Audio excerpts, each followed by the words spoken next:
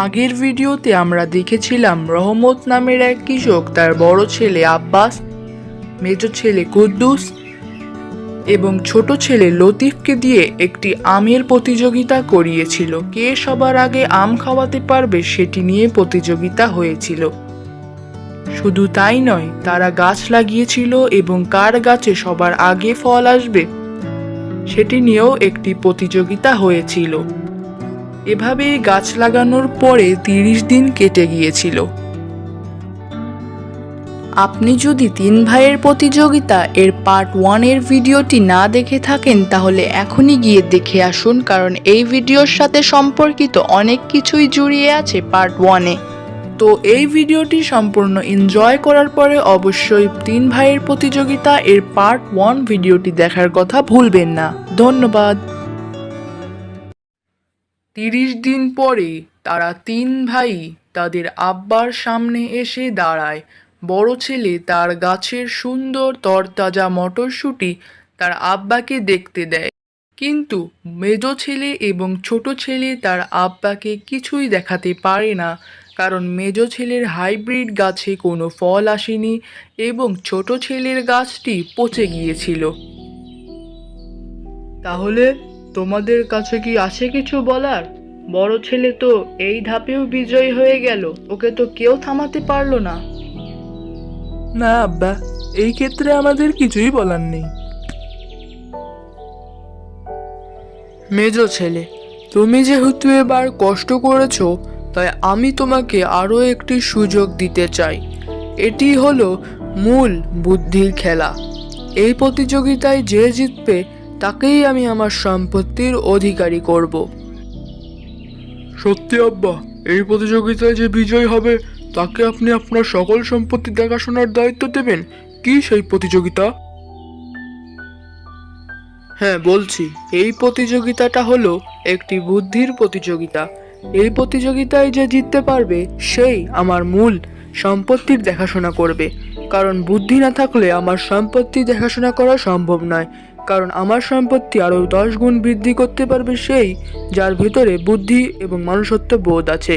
তাহলে তোমাদের প্রতিযোগিতার বিষয়টি হলো আমাকে একটি এমন ফল এনে খাওয়াতে হবে যেই ফলের খোসা আমরা গবাদি পশুদের খাওয়াতে পারি, আমরা নিজেরাও খেতে পারি এবং যার মাধ্যমে আমরা আমাদের পিপাসা মেটাতে পারি।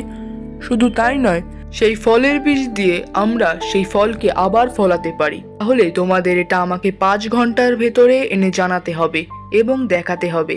তোমাদের 100 টাকা করে দিব, এই টাকাটা নিয়ে ওই ফলটি আমাকে কিনে দেখাও। জি আব্বা, আমরা এখনই যাচ্ছি। এরপরে বুড়ো 100 টাকা করে তার 3 ছেলেকেই দিয়ে দেয়। এরপরে তারা 3 ছেলেই ঘর থেকে বেরিয়ে আসে। বড় ছেলে বলে, আহা, কেন যে এই প্রতিযোগিতায় আসতে গিয়েছিলাম। এই প্রতিযোগিতায় এসে ভাবতে ভাবতে আর চিন্তা করতে করতে তো মাথার পাপড় হয়ে গেল, সব চুলগুলোই তো পড়ে গেল। এখন কি করব বুঝতেই তো পারছি না। যাই হোক, কিছু একটা উপায় বেরই হবে।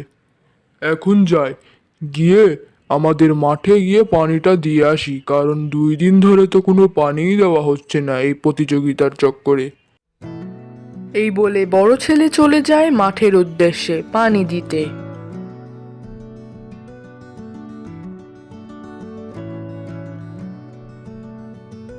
কি গো রহিম, জমিতে বসে বসে এটা তুমি কিসের বীজ লাগাচ্ছ? হ্যাঁ, ও ভাই, তরমুজ লাগাচ্ছিলাম, কারণ হচ্ছে তরমুজের অনেক চাহিদা আর এখন তরমুজেরই সময় চলছে। কেন অন্য কিছু তো লাগাতে পারতে? তরমুজ না লাগিয়ে মানুষ তো অন্য অনেক কিছু খায়। আরে ভাই, আপনি জানেন না আজকাল তরমুজের কত চাহিদা? আর চাহিদা হবেই বা না কেন, কারণ চাহিদা হওয়াই উচিত। তরমুজ দিয়ে আমরা অনেক কিছু করতে পারি। তরমুজ আমরা খেতে পারি, তরমুজের বীজ আমরা লাগাতে পারি। শুধু তাই নয়, তরমুজের খোসা আমরা গবাদি পশুদেরও খেতে দিতে পারি। সেই জন্যই আজকাল তরমুজের অনেক বেশি চাহিদা চলছে। মানুষজন তরমুজ খেতে অনেক পছন্দ করছে এবং কিনতেও পছন্দ করছে। বাহ, তাই নাকি? তরমুজ আবার আমাদের এত কাজে লাগে? হ্যাঁ, মনে পড়ে গেছে, আব্বা আমাকে তো তরমুজই কিনতে বলেছে। তরমুজ দিয়ে তো আমরা খেতেও পারি, গবাদি পশুকেও খাওয়াতে পারি, চাষাবাদও করতে পারি এবং পিপাসাও তো মেটাতে পারি। পেয়ে গেছি। আচ্ছা রহিম, এখন আমি যাই, আমার একটা কাজ মনে পড়ে গিয়েছে। এই বলে সে চলে যায়। আরে দাঁড়ান, কয়েকটা কথা বলি। এত তাড়াহুড়া করে কোথায় চলে গেল? আরে কিছুই তো বুঝতে পারছি না, কি যে করি কিছুই তো বুঝলাম না। এখন যে কি করবো? এখন যাই, একটু আশেপাশে ঘোরাফেরা করি, যদি কিছু মনে পড়ে যায়। এমন কোন ফল আছে যেই ফলটার আমরা বীজ লাগাতে পারি, খেতে পারি ফলটাকে, এবং খোসাও গবাদি পশুকে খাওয়াতে পারি। দেখি আশেপাশের গাছ দেখে কিছু বোঝা যায় কিনা।